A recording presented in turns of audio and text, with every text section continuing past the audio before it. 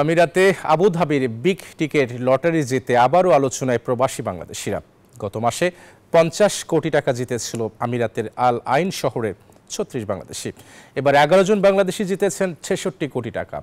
আমিরাত থেকে Mamun মাহিনের তথ্যচিত্রে desk report. এ যেন আরব্য রজনীর আলাদিনের চেরাগ হাতে পাওয়ার গল্প। গেল মাসে আমিরাতে প্রবাসী বাংলাদেশি নূর মিয়ার নামে কেনা আবুধাবির বিগ টিকেট লটারিতে 15 মিলিয়ন দিরহাম জয়ী হওয়ার সাথে সাথে ভাগ্য ফিরেছিল 36 বাংলাদেশির। তাদের সবাই রাতারাতি বনে যান কোটিপতি, চলে আসেন আলোচনার কেন্দ্রবিন্দুতে।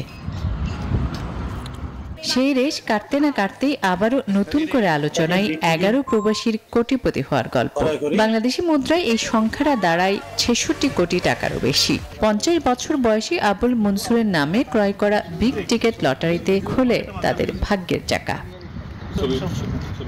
তবে অবাক করা বিষয় হলো, লটারি বিজয়ী নূর মিয়া ও আবুল মনসুর দুজনের বাড়ি চট্টগ্রামের ফটিকছড়িতে। তারা এই অর্থ দিয়ে নিজেদের প্রতিষ্ঠিত করার পাশাপাশি এনজিওর কিস্তি প্রথমবার বিকাশ পেমেন্ট করলেই 20 টাকা ইনস্ট্যান্ট ক্যাশব্যাক সামাজিক এবং মানবতার কাজে ব্যয় করতে চান।